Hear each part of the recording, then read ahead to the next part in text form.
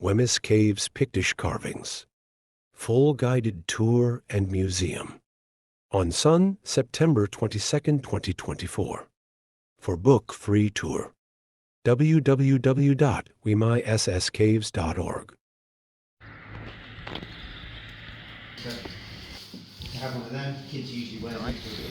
This beautiful big wide Go there, you can look at all the musical itself. In all other places where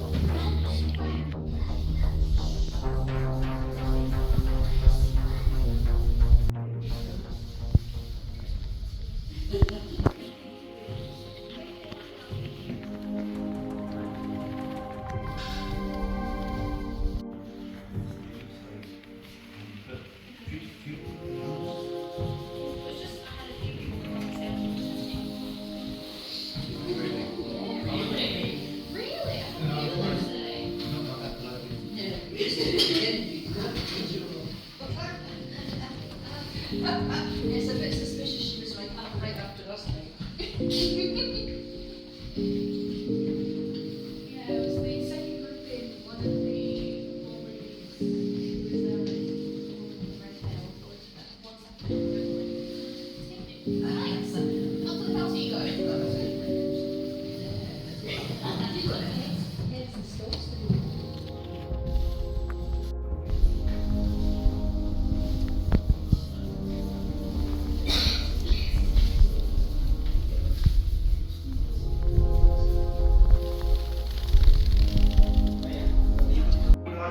come with me as well, rather than hang around for the whole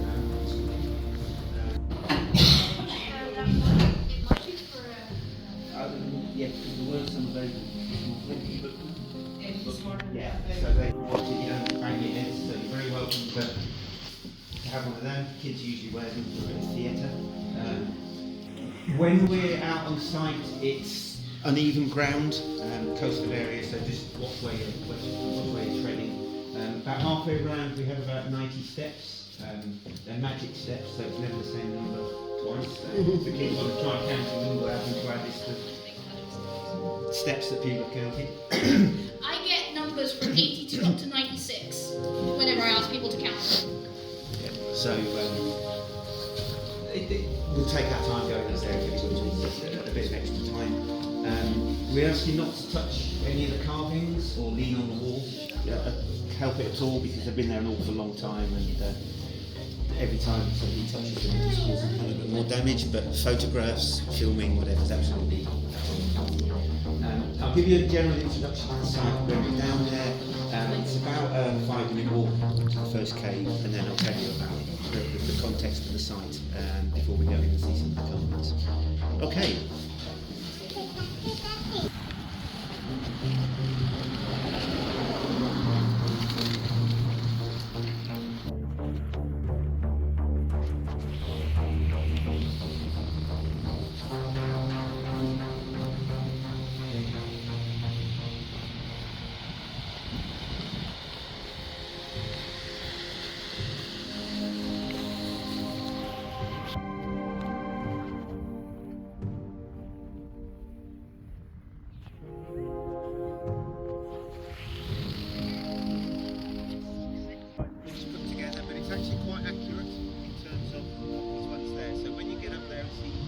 Fragments of this crumbling ruin. Once upon a time, it was something much grander. The other thing is, if you look out to sea, imagine that about 20 years ago, this is not the sand. And so the environment that we're talking about along this coastline is very, very different over the last couple of thousand years or so. At one point, you would have had 50, 60 metres of land sticking out into the sea, which means the caves that we're about to see, which are right on the coast edge and vulnerable to coastal erosion, they would have been set back much, much further and been much more comfortable places set further away from the sea. So just bear that in mind when we look at it, that the whole environment has dramatically changed. To what extent is that coastal creek just natural coastal creek, or to what extent there is It's a lot. environmental? Here, it's got an awful lot to do with coal mining.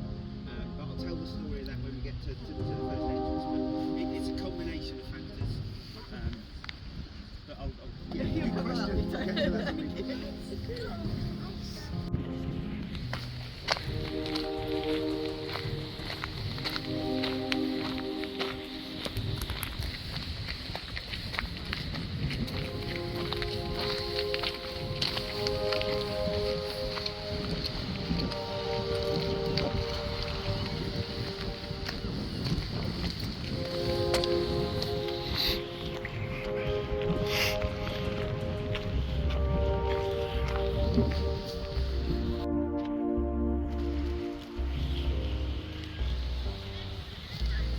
The Wemmys Caves.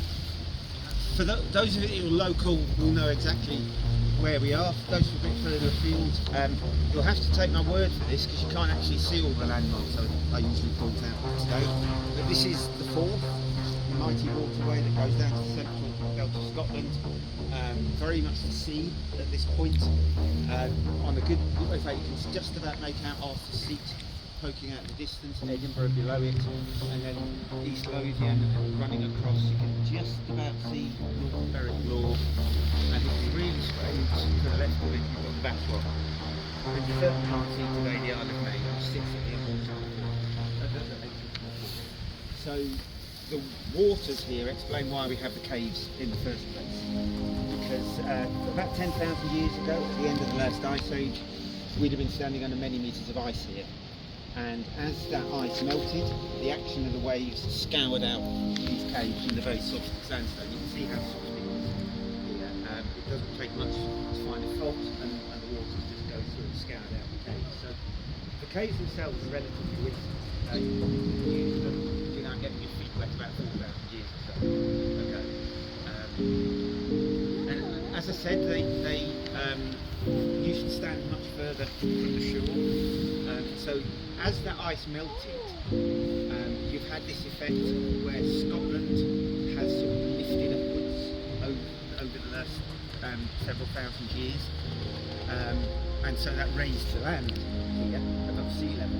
What's happening now is, although that land is still bouncing back from the weight of the ice, the level of sea level rise is outstripping it. So that's a much bigger issue that we can deal with here, but you'll see as we go along all that affects coastal erosion along this coast.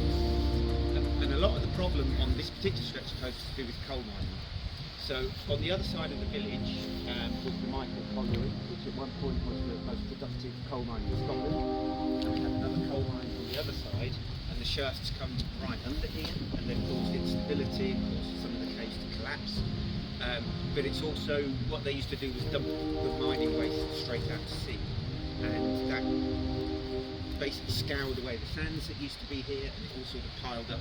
And what you're standing on here is what's left of that redeposited coal, sort of brought back by the action of the sea. It's been strengthened along this stretch, you can see by the rock arm that's been put down, but in other stretches the coast line is very, very as you're going along, you'll see. To give you an idea of that, this is east winds in 1910, and so in looking in that direction, that's the village. This is the colliery, so the coal mine just on the other side. This beautiful big wide cave mouth was here, went from there over to that corner, and that didn't collapse until the 1970s, so 1974 was when that came down. And these brick pillars were put in here in the 1920s by the coal company in an attempt, because they knew there were problems, in an attempt to stabilise the roof. They're very well built, but they didn't manage to do their job down here. So as we go around the site, you'll see more evidence of cave collapse and the problems that the coal mine has caused. And here are the miners themselves. So this is a picture from the 1930s, and they're standing inside, just inside this, what was a big cave mouth here, and they're gambling. So what they used to do, there's a big space, as you'll see later when we go in, inside Kirkcaldy, and it was their unofficial social club. This is where they stopped off on their way to and from the mines, and they would, gambling seems to have been one of the main things they did. So they were playing games called pitch and toss, where it would be familiar to some people still, where you're throwing 2 coins in the air, betting. You'll all see what I'm talking about.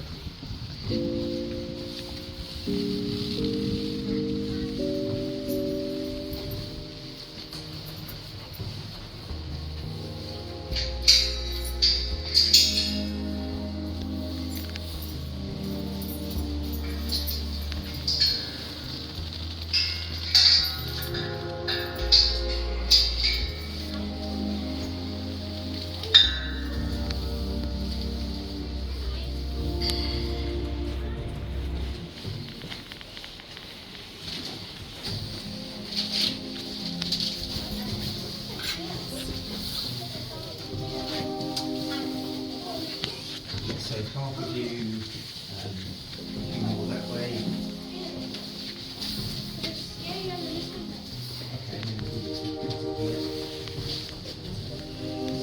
They basically put a gas pipe through here, the first lighting for the village of East Weems, and you can see at the end of the tunnel where the rock becomes much more vertical and it's been cut through. That's by Victorian engineering. So until the 1840s, this was an enclosed space. You couldn't get through all the way, which changed in the 1840s to be a passageway, which was used to get through at high tide. In fact, it was deliberately cut so that the folks in Buckhaven along the coast can go to the church at East Weems without getting their feet wet. And there's a really nice little comment from somebody who's doubting the sincerity of the boundaries of the boat. Didn't mind getting their feet wet to come to church. But so we know it's well documented that this was cut. So what we have here,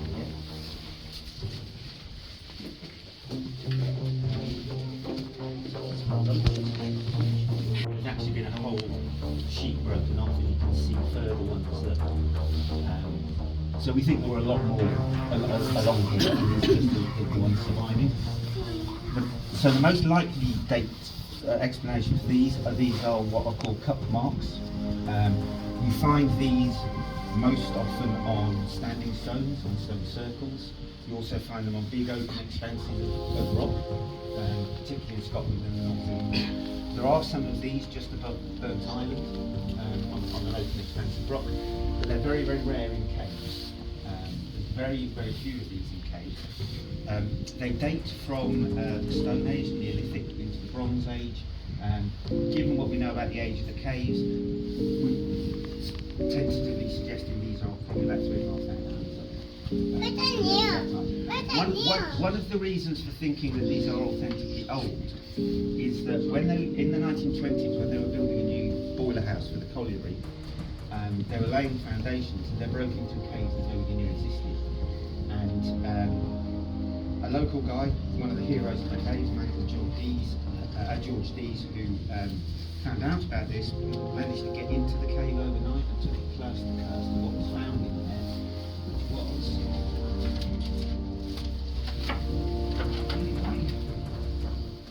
this image on the left. So that is what's known as a cup and ring mark. So not just a cup mark, but with concentric rings around it. And that's the only one ever found inside a cave. And nobody doubts that that's a genuine Bronze Age cup and ring mark. So the fact that we have that in a cave, that of course being 1929, they just went ahead and filled it all in with concrete anyway.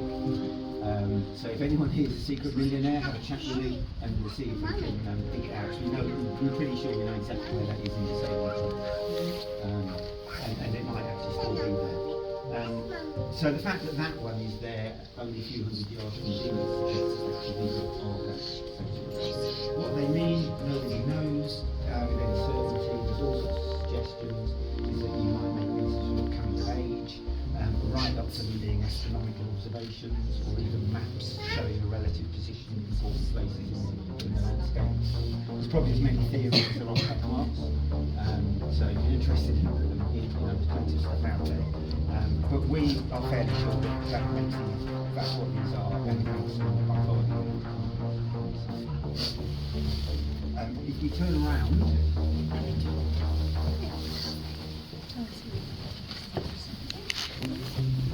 the next card we're going to look at is this one. So can everybody see that? What do you think we're looking at there? A deer, a hunter and a deer, pretty much. That's what we think.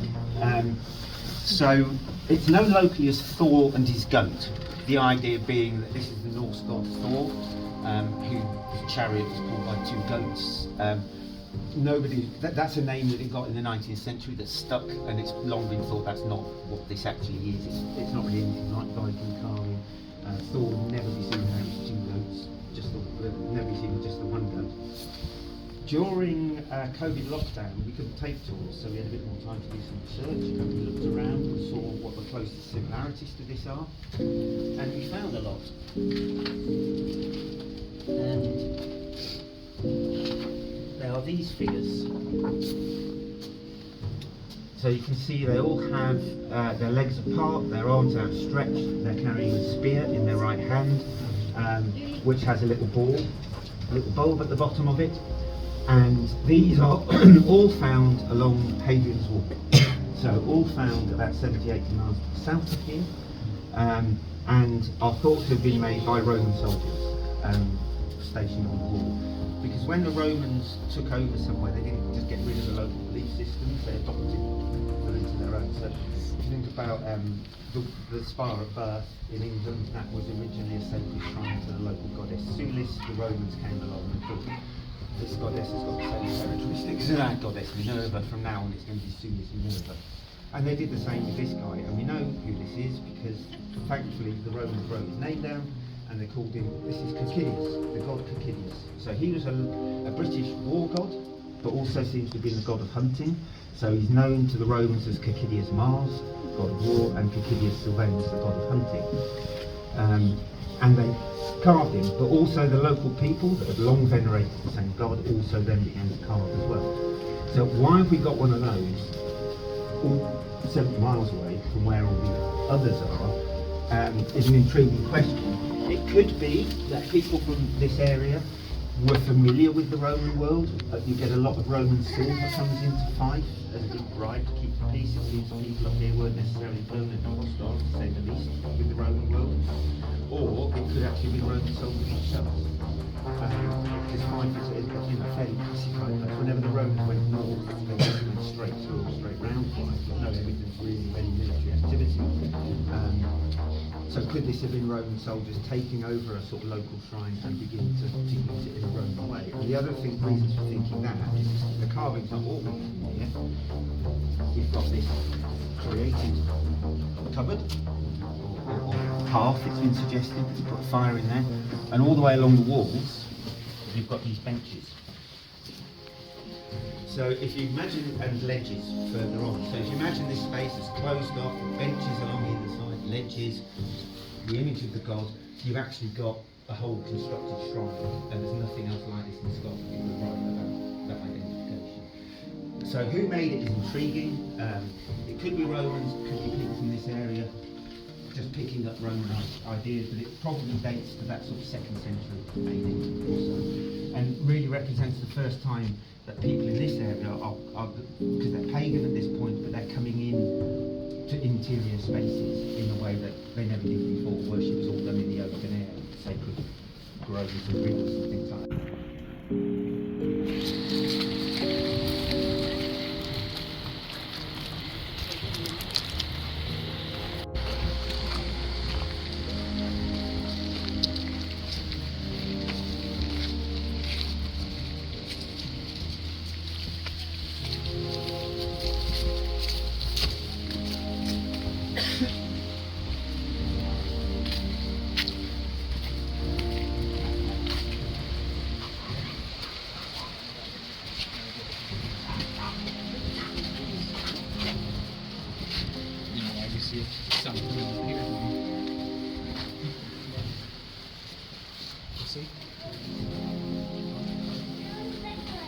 So this is the main chamber of Court Cave, and it's called Court Cave. Remember that model of the castle you saw at the beginning? This is where they would hold their courts in medieval times, 15th, 16th century for sure, as we know.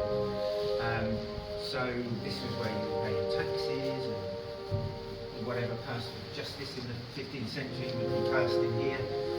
But we also know there were lots of other things. There were feasts in here, and we know that from the archaeology. So a few years ago we excavated in here, and the first thing that we found is that the rock that the floor level we're standing on is only just above the rock, so only about that far below our surface is the actual rock.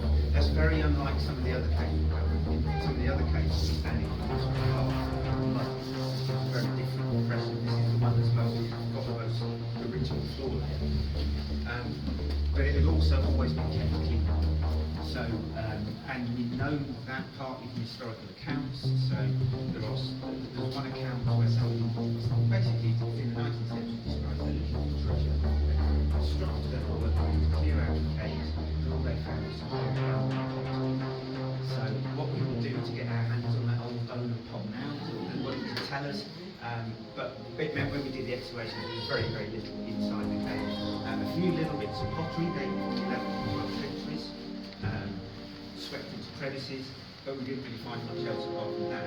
But we also dug outside, and we sort of thought, if they're sweeping all out, where do we go? And we hit the jackpot. We found a big cave and take away all the rest, and see how we go. And that's particularly useful in here.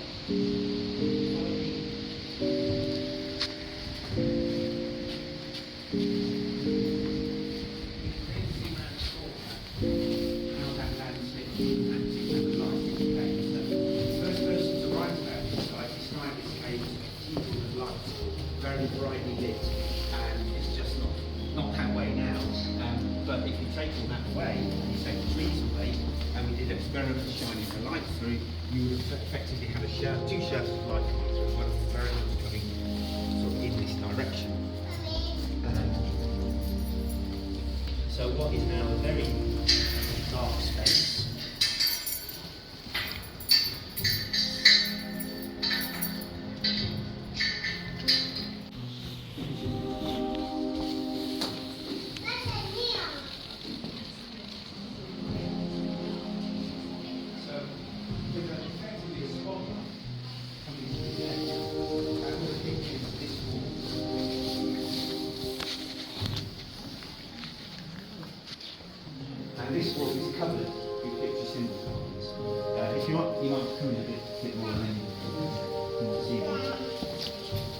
And this is the only wall in the cave that's got these on. So it tells us something, knowing how it was lit, it tells us that these are meant to be seen and appreciated. This isn't secret art. This is the place that's right from the medieval assembly for the court, the miners meeting here before they go to work. This is the place where it's naturally close to people have assembled. So this is public, this is meant to be seen and understood, which tells us a little bit about the purpose of Pictish symbols. What it doesn't tell us is what these individual symbols mean, and that's one of the big mysteries, that you will find these all the way from here up to Shetland, identical symbols, but still nobody can actually say what they mean. So I'll point some of them out.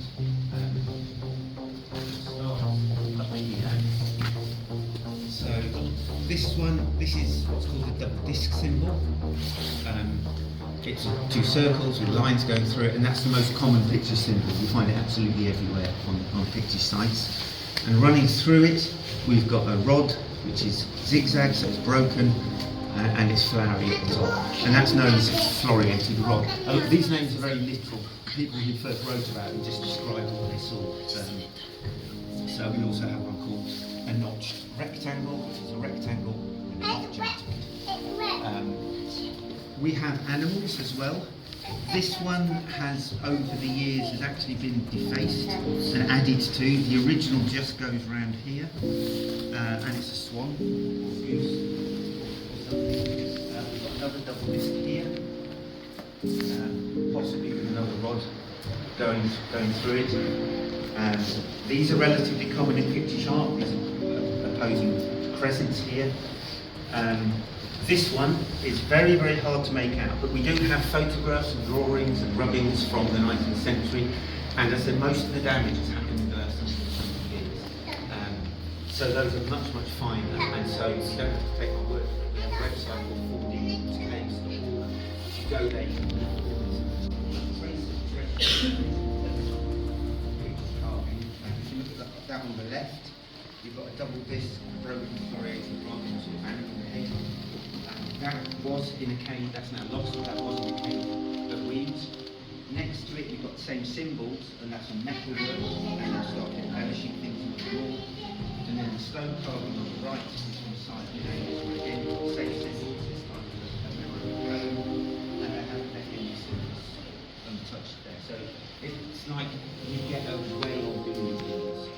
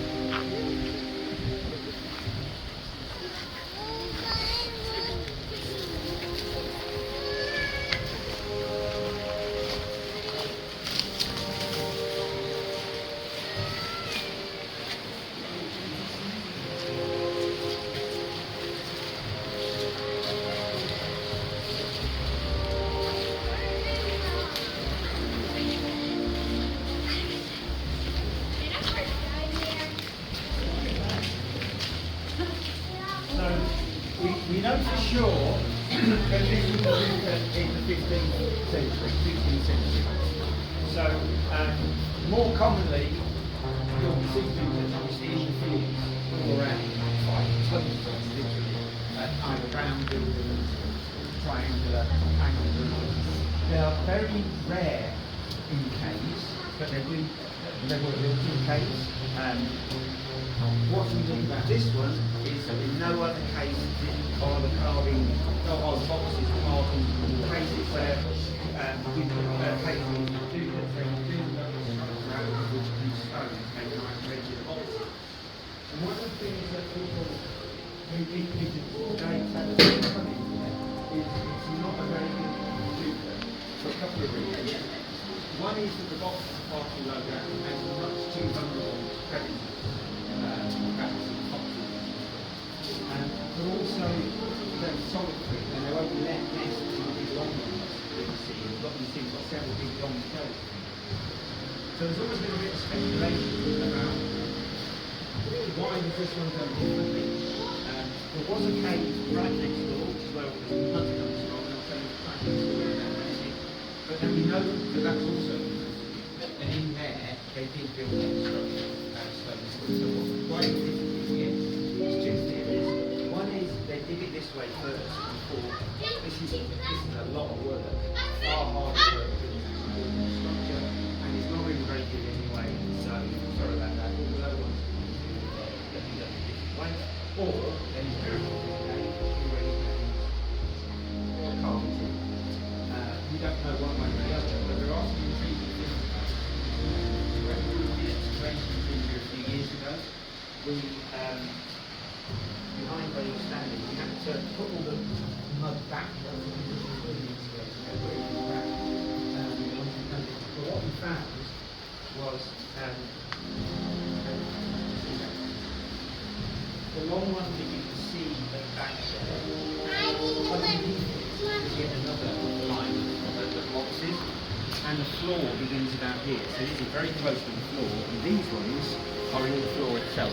They might be using this for other purposes. And the one suggestion you had, you don't go away that I was telling you that this is what it was used for. One suggestion is, when we were doing the excavations, one of the archaeologists almost a joke called the model of humans, fitted in, and they fit actually perfectly, as do long bones fit in the other spaces. And from what we know about burial practices in prehistory, it's very, very different to what we have now. You have these big communal cairns where basically people have put those separate together. So it's a possibility early on now.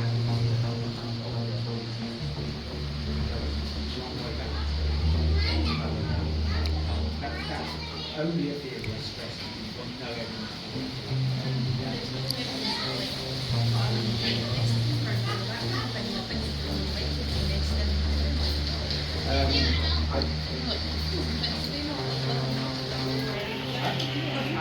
I don't shaking and rumbling a cave when it was fine.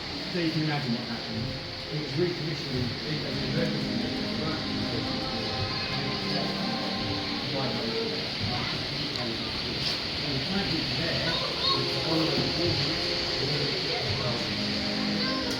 so this was the best collection of these carvings in around the site. And so we've got things that we've talked about. This is a picture piece.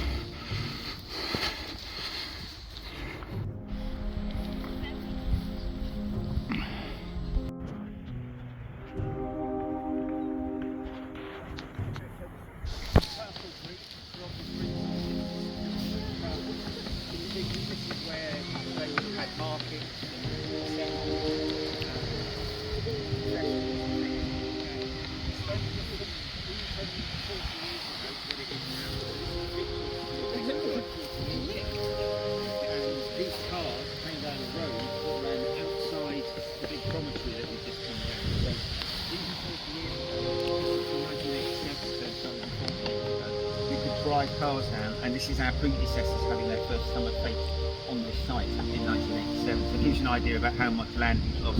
And I don't know if you saw as you came down the stairs, this concrete wall here, which is meant to stop the waves coming through, the sea's just gone right underneath it. So coastal erosion along this area is a real problem. We fly a drone every year and measure the coast edge, so it just tells us where the problems are like. There's not actually a great, you know.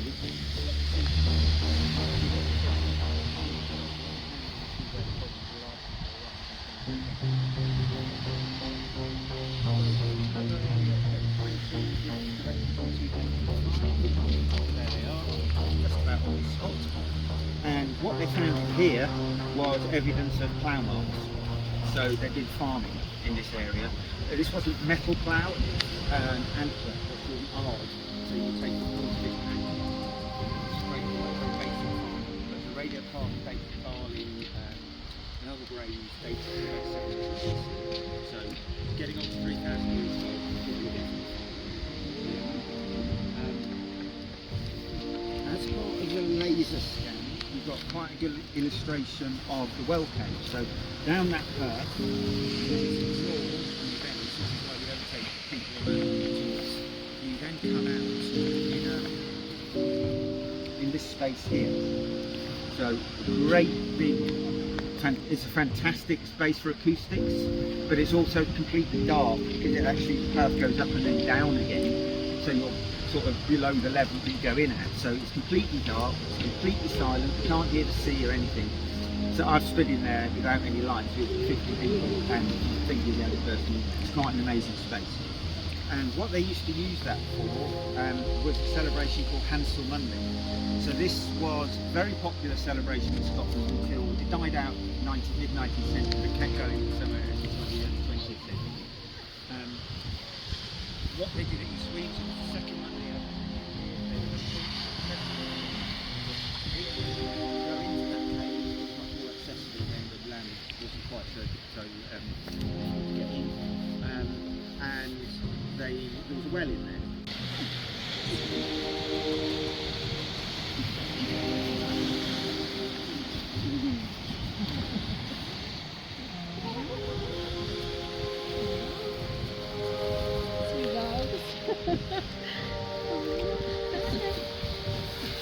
Oh, yeah.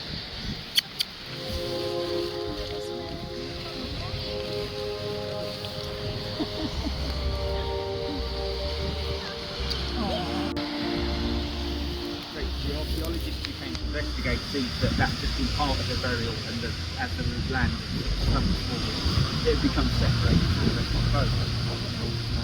Next to this skull was this little bit of knee bone, which we thought originally was actually going to be the bone skull. It turns out it's a little bit of bone from this entire burial. So that burial was on the bedrock, just there. Standing just about there. So another example of just how much land is. And this is the road. See how sandy that is, growing on it. All disappeared, and a lot of that in the last 30 years. In the distance there, if you step out a bit, you can see the round base of the concrete gas holder. So the gas works that used to stand. The building to that, you're actually on the seaward side, and then beyond that is the road. And that was still there in the 1960s, so it gives you an idea of just how much land is continually disappearing. And these are the failed.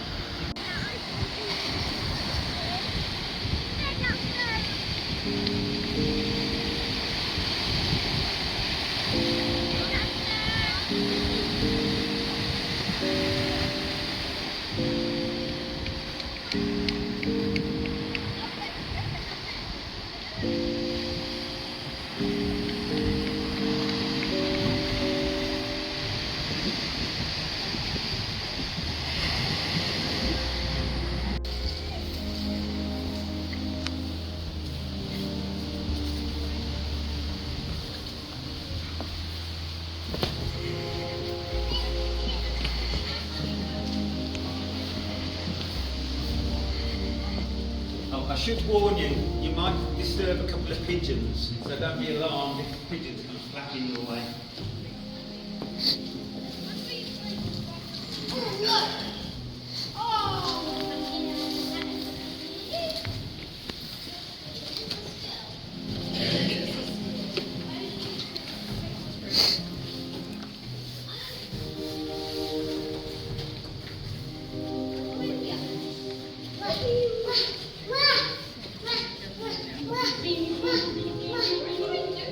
Okay, so unlike in Cork Cave, where we were standing practically on the bedrock, where we are now, there's about another metre and a half to go before the floor of the cave.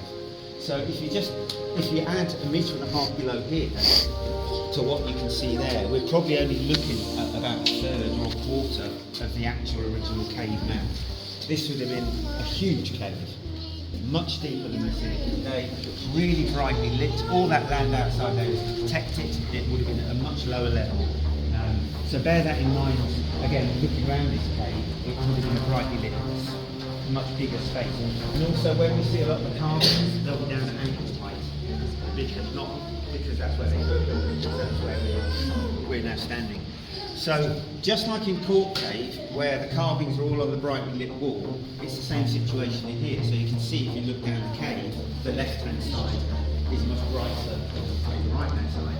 And with one exception, this is where all our carvings are. So again, they're meant to be seen. We start here.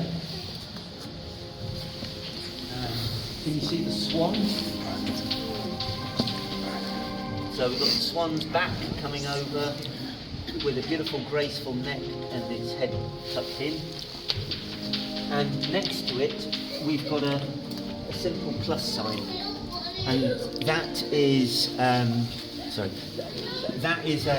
early Christian cross. So that's how the crosses were made, not as we're more familiar with the long vertical. An equal armed cross is very much how the missionaries sort of marked their presence in the 5th, 6th centuries AD. So these are the first peoples to be organising Christianity in this area.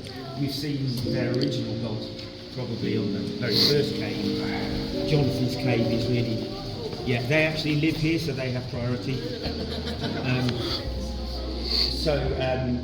We have sort of beginning of the story with that god, and then Jonathan's cave very much shows the process of conversion into Christianity, because we've got that one at the entrance, but right at the end there we've got dozens. So we've got probably the biggest double disc you'll ever see, with a little stylized animal next to it. I always think that this is the dog and the bone that you can't possibly eat. They may be associated, but that's quite similar to the first animal that we saw next to the warrior carving. We've got down here, this is another Pictish beast.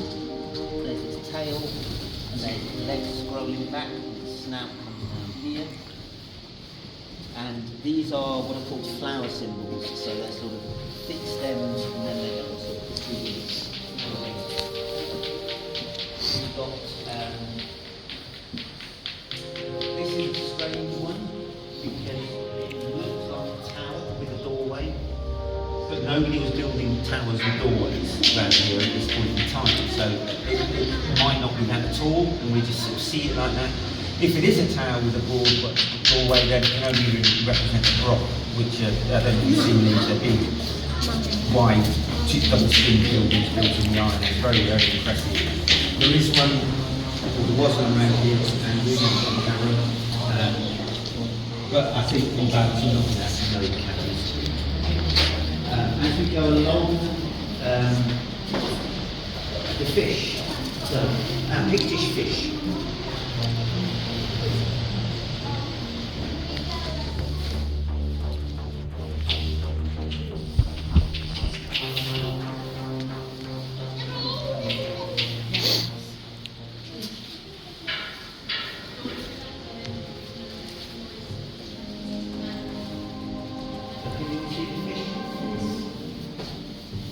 So fish, you get quite a few in Pictish art, and they're always done in the same way. So they're always done with this line right down the middle, and they're hard to make out, but they are there. Is the fin. on the side. So this is another Pictish fish. This is ours, and this is one on a stone, a very important site at Riley in Hampshire. And that one's next to the Pictish piece, so example, Pictish piece. And they're always done in the same style. It's probably a salmon, and what's interesting about fish in this period is that they don't seem to be eaten much.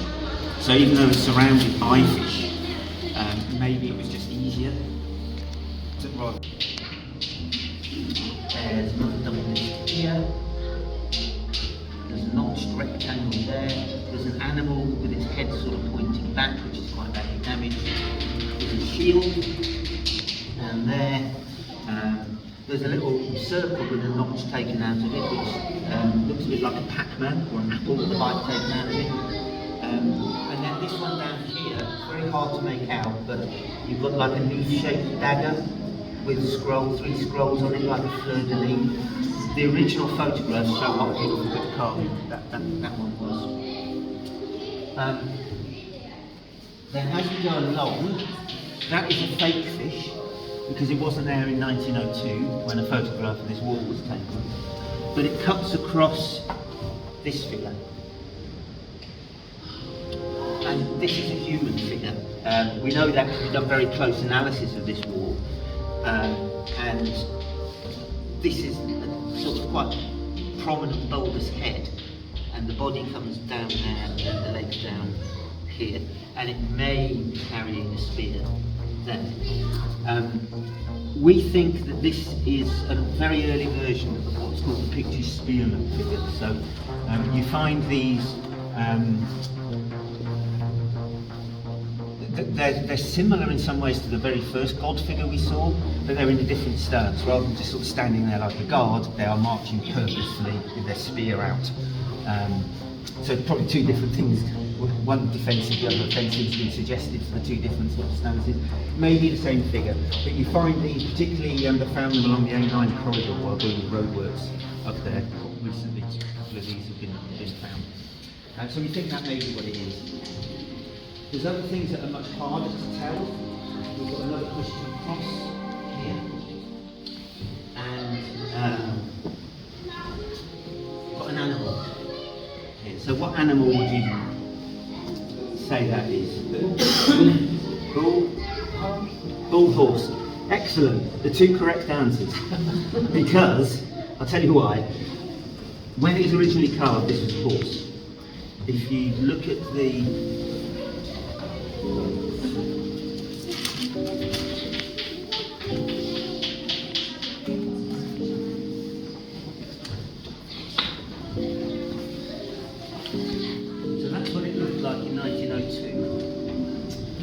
and it's much more clearly a horse. At some point, somebody has overcarved it, gone round it, they have shot at it, so all these little pock marks here where it's been used for target practice, and it's been left in a state either deliberately or just coincidentally, where it looks much more like a bull, and bull is usually the first thing you say. It wouldn't actually be unusual to find a bull, because bulls are very important in Pictish art. This was a cattle-owning society. Literally how many cattle, and particularly how many bulls you had for the produce the next generation, was a measure of your wealth. So we know that bulls are important, so it wouldn't be surprised to find one, but this actually isn't a bull. It's almost certainly a horse. There's a site called Birkhead in Murray, which is a big sort of Pictish fort where they would gather ships together to go off raiding. And it's thought, although a lot was destroyed and what survived, it's thought that as you walked up to that, you would have gone past this sort of series of bulls carved into the stone, and they were all in different poses, so it would have looked like they were sort of stampeding towards you. Very clever use of their art to create the impression. So bulls are common, but not in this occasion. As we go along, there's another animal here, again, which is very hard to see. You've got the head and the legs coming down. That's possibly more of a wolf or something of this sort. And directly above it, we start getting into these Christian crosses. So this is the cross bit at the top, and it has these three legs at the bottom. And the argument is that you find these in the west coast of Scotland particularly, and that they are what are called pedestal crosses. So you've got the three legs, so that if you'll turn up into an area and you want to preach or consecrate the ground, you do it with this pedestal cross. You plonk it in the ground. And so we've got a series of these. There's another very big one here. And then as we go to the back of the cave, this is the only area, if you haven't got a hat, watch yourself, because the rock's a lot harder than your head.